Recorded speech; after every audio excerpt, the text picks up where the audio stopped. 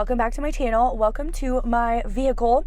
We are just going to have a little conversation today about systems, habits, hacks, whatever you want to call them, all of the above, that basically will help you run your business more in a more turnkey way as a real estate agent. I talk to real estate agents often, and one of the things that I hear a lot is that new agents, they get into the business because they really want that freedom. They're excited to be an entrepreneur, to be self-employed, to make their own schedule, and they want to be able to work whenever they want and just like have that lifestyle, which is great. But it doesn't take long before they find out that that's generally not the way things work right off the bat in real estate. And actually, most often, let me know if you can relate to this. You find yourself, you get into the business, it takes a while to get in business, and then once you finally start getting clients, you're all of a sudden working way more than you were at your previous job, and the work never really turns off. And even agents I know that have run like really great, amazing businesses that I look up to, that have been in the industry for 20 plus years, are still working this like insane real estate schedule. Even though, yes, they're making great money, they have the money to show for it, but they don't have the time. They're literally working all the time. And one of my biggest pet peeves is watching a YouTube training, for example. You'll see like YouTube videos like this on the internet with people training real estate agents, saying things like, here's a mock example of a schedule for a real estate agent for like a day in the life. Start out the day, 5 o'clock a.m., do your morning routine, be on the phone by 7, you work all day, appointments in the afternoon, you quit around 6, and then you're back on the phone after dinner. Like these are literal examples that you hear. And while I totally understand the whole, I don't know what to call it besides the like hustle phase in the beginning of your real estate business. I definitely went through that phase myself, and I don't think my business would be where it's at today if I didn't go through that phase in the very, very beginning of my business, if that makes sense. But the problem is that it seems like so many agents just never get out of that hustle phase, or they just, I don't know, they don't have the systems in place and they feel like they're working all the time. And that's not what we want. I'm just super convinced that it doesn't have to be that way. I know for my husband and I, we have built a successful real estate business, and I'm going to get into the tips, guys. This is a long introduction, but I just wanted to paint a little bit of a picture and give a little bit of background first. So I got my real estate license when I was 18. A couple years after getting licensed, my husband quit his job and joined me. We've been a husband and wife real estate team ever since, and we've had some really, really fabulous times in the real estate business as top producers, and have really, done really well in the top, percentile of agents and whatever, all of that. But even when we were doing that, even when we were selling that many houses, we still did it in a way to where we were not working all the time. We had a very chill, relaxed schedule. You probably wouldn't believe me if I told you how little we were working, and it didn't just happen. It was something that we were so intentional about. I have read the book 4-Hour Workweek probably once a year since I was 18, or at least reviewed it, like skimmed it at least once a year since I was 18, and read it, for the first time. And although you can't apply everything in that book to real estate, there are a lot of things that you can apply in that book to real estate, and I have been so intentional about applying that to my business. And while we absolutely don't sell the amount of houses that we used to intentionally at this point in our businesses and our lives, we have other things that we're working on and things that we're doing, and businesses and like ways that we're making passive income, if that makes sense, and things we're trying to grow outside of just selling houses. We do still sell houses and we love it, but it's not like our main, for years, it was our first, however many years of our marriage, it was our only income, was just commission selling houses. And so I get what that's like. And yeah, that's my introduction. I just wanted to give that quick intro just so you get a feel for where I'm coming from. And I'm just going to share today. It's not going to be an exhaustive list, because I have talked about this before, like ways to make more money while working less hours, because it's something I'm super passionate about. So head over to my channel if you want some more videos on that go more in depth. But today, I'm just going to share a few little tips, things that I do that make our business more turnkey, because I love that word turnkey. I want like actually everything in my life to be very turnkey, and it's something I'm very intentional about. So let's just hop right into it. Here's the first tip. It's gonna sound really simple, but it's a time saver, okay? So my first tip is utilize the notes section in your phone. Most people have iPhones nowadays, and if you don't have an iPhone, let me just see where my mic's at right now. Most people have iPhones nowadays. If you don't have an iPhone, utilize whatever note system your phone has. And here are some examples of how I do this. So as a real estate agent, you probably have buyers asking you for lenders' information often. So whether I'm texting a buyer, Instagram DMing a buyer, Facebook messaging a buyer, I have in the notes section of my phone, I have a note where it is, the beginning of the note is just like a sentence, or no, it's a paragraph or so of like, hey, here's a couple solid lenders information below. This is going to be the first step in the buying process, is reaching out to them. They're going to answer this question, give you an idea of, number wise. Once you talk to them, let me know and we'll go from there. Something to the effect of that is what it says in that note. And then below it, it is two lenders' contact information, their number, phone number, email. And so all I have to do now is go to that note, copy it, and then paste it and text it to the buyer. I basically say the same thing every time I send the lender information to a buyer. So that's why I kind of just use that every time. If I need to tweak it a little, I do. But that's one example. Another way that I use the note section in my phone to make my business more turnkey is I keep templates for, and when I say template, it's literally just a note that I made. I just like typed it out in my notes in my phone, and that's it. And also on the notes in your phone, if it's an iPhone at least, you can search for the note. So I usually say at the very top of the note, I will say like what it is so that I can know what to search for when I need to use it. I just like search that and it comes right up. I hope that makes sense.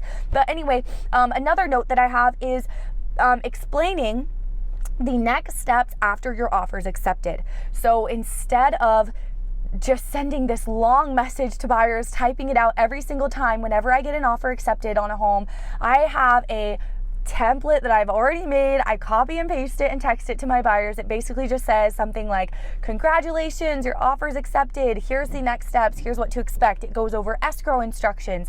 It goes over instructions on how to get earnest money in, the in-home inspection, like all the things they need to know next. I'm pretty sure it even says like, warning, this message is going to be pretty long, because it is pretty long. And yeah, so I just copy and paste it, and I don't have to retype that super long message every single time, but my buyers still get that good information that they need to know. You can use these messages for literally anything that you send to buyers or sellers often. I used to use this a lot for relocation buyers, because what I would say to them was pretty similar every time. So I would say, I had a template in my phone saying something like, hey, thanks for reaching out. That's exciting. You're thinking about moving to the area. The next step is setting up a Zoom call. Does Tuesday or Friday work for you? Like, I'm not saying it word for word, but something like that. And then I would just copy and paste it. So the more you can just copy and paste, the easier your life will be.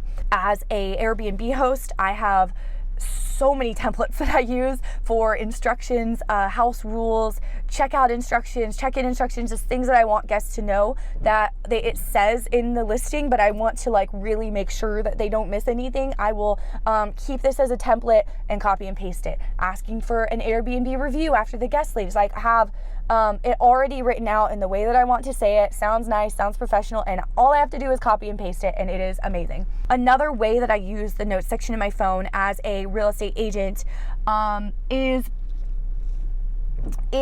ideas. When ideas pop into your mind, write them in the notes in your phone, because you're probably going to forget them. And I know when you are running a business and one of the things you have to do is market that business, oftentimes you're going to get ideas for things like maybe an event that you want to throw, like a client appreciation event pops into your brain, or a video idea for your marketing pops into your brain. I keep all of that in the notes in my phone as well. And like I said, I do title it at the top so that I can easily search for it and pull it right up whenever I need it. My next tip kind of goes along with the last one. That is, if there's something you're doing in your business consistently, have a running list for it. So when the time comes to do it, you already have ideas. Here's what I mean by that. If you are like me and you send out a email newsletter, if you've got a new email list, which you probably should, because it's pretty easy to do, and you probably are paying for a CRM anyway. You might as well use it, and it keeps you in front of buyers and sellers and all of that. But if you have an email marketing list, what I do is I keep a running list, again, in the notes section of my phone, and I just keep a running list of email newsletter ideas. And then if I get an idea or something I really want to talk about, or I guess write about, and it's just like the inspiration just hits me, I can write the whole thing right there at once, and then boom, I have like next month or the month after's email is already written, if that makes sense. So keep a running list in your phone of things like that, things that you do consistently in your business, like sending out an email newsletter. If that's video marketing, then consistently have ideas written out in your phone, so that when it comes time to make the video, so that when you do have that time blocked into your schedule to go make your videos for your video marketing for your business, you can just pull up the list and then choose what you want to talk about. You don't have to sit down and like think through what you're going to say. You already have it written out right there. My next tip is focus. I think that narrowing down your focus in your business is going to really, really help you make more while working less. I know it did that for me. When I was new in real estate, I did everything to get business. And I do recommend that when you're new. I think it's smart to try everything, see what works for you. And then once you find something that works, once you see results from something, and or you really just like something and you think it's going to stick with it. Narrow your focus down. Don't try to be everywhere. Don't try to be on every social media platform. I think that's really bad advice. You can be really bad at a lot of different things in your business. You can be okay at a lot of things in your business, or you can be a specialist and really, really good in something. So for me in my business, I really only have 2 big goals right now in my business. And those are the things, like, I'm laser focused. I know what I need to do. I guess there's smaller goals under them, if that makes sense, because I know what I need to do. Sorry, I got a text and it distracted me. I know what I need to do in order to make those goals happen, and I have like other goals that I need to accomplish, and those will help the main goals, but I only have 2 main goals, and that's it. So, and one of those is in regards to the type of clients that I want to get more of for my business. So, yeah, I don't know. I just think narrowing down your focus is really, really important. If you are just winging it, you're just winging your business, you work with anyone and everyone, like, I do not think that is what's in your best interest. I think finding whatever that niche is, that specialty is, and it's okay if it takes you some time. It took me like 5 years in my business before I found my niche and my specialty. So if it takes you some time, that's okay, but eventually narrowing down your focus is really going to help you. I think just focus in general is really important. I think focus is one of the biggest things that allows you to make more while working less in your real estate business. One way to do this, or one example of how you can do this, is take a really good look at where have your most recent closings, or if you don't even have closings yet, if you're like brand new leads, where have they come from? Or maybe not even the most recent ones, where have the best ones, the ones you want more of, where have those come from? And then go do more of that. Quit doing everything else in your business and literally just pour all your focus into more of that. Ask yourself, how and where can I put these activities that will get me more of those most recent closings that I've had? Where can I put them on the schedule? Add it to the schedule on a consistent basis. I would say weekly, consistent basis. And then add ways to improve doing those things on the schedule as well. And that's really all you need. Selling real estate is so simple. We just really complicate it.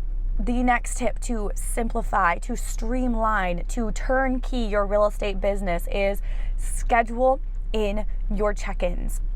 What I mean by this is, if you have leads that you're following up with, whatever kind of leads you have, whether they're relocation buyer leads or Zillow leads, Facebook leads, I don't know, open house leads, whatever. Schedule that time. Schedule time and have it same day, same time. This is going to really simplify your business, your schedule, and your life. Schedule that in every single week at same day and time. And then also scheduling in, putting on your schedule when you're going to follow up with your clients. Communication in real estate is so important. And I think that it's funny that one of the main complaints people have about their real estate agent when they're done working with them is the lack of communication. And I think oftentimes it's because we as real estate agents assume that they know what's going on, or big like huge thing I think is there's no update. There's nothing to tell the client. Like, their house is on the market and there's no new news. There's been no showing requests. Like, there's really nothing to tell them. Or same with buyers or whatever. Like, you're going through the buyer transaction and, you know, there's no new news. Nothing's happening. We're just waiting right now. But we still need to be calling them weekly with an update. Or, you know, if my clients prefer texting, emailing even, like, I will do whatever communication they prefer because I want it, you know, sometimes they're at work and they can't call, so just whatever communication they prefer, but checking in with them once a week. To make this easy on yourself, I would recommend doing this the same time and same day every week. Like Monday, you know, afternoons is when I used to do this. When I had a big list of sellers at a time, I would just go down the list and call all my sellers at once and give them a little check-in, and then I was done, and that was it for the week. This next tip, I'm pretty sure it's from a book that I read called Less Doing, More Living. I read it a while back, so I could be wrong if I'm thinking of the wrong book, but I'm pretty sure that's the one it's from. And this tip is do the hardest thing first. So if there is something on your to-do list for you know, your real estate week that you are just not looking forward to doing, that you think it in your brain, maybe you're building it up, you think it's going to be really hard or difficult to do, you think it's going to take a while, or you're just, maybe it won't take a while and it's just something you're dreading, do that first. If you put this off, like psychologically, it stresses us out and it makes it seem so much harder when we actually do it. And there's something about that momentum of like first thing in the morning, doing the hard thing, getting it out of the way, the rest of the day feels so much better. So doing whatever it is, you know, that phone call that you're dreading, the cold calls if you don't like making cold calls and that's what you're doing, whatever it is. It could be the video marketing if you don't like talking on video but you need to do it to get clients. Whatever that is, that's the hard thing for your business, do that first thing in the morning. Sit down and look at your schedule on Sunday and plan the days that you're going to work. I think the biggest, most important things to put in your schedule when you're a brand new agent especially, but like actually all the time, are your prospecting / and or marketing.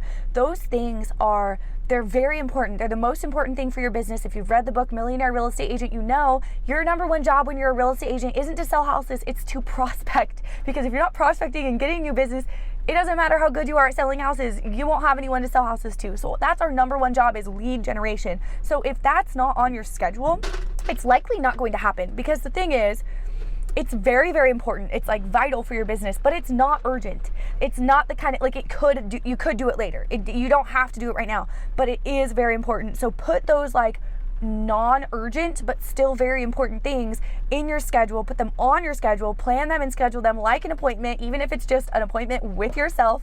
I like to do this. Usually I'll look at my schedule like Sunday or so and just like kind of plan out tentatively what days I'm going to be doing work tasks that week.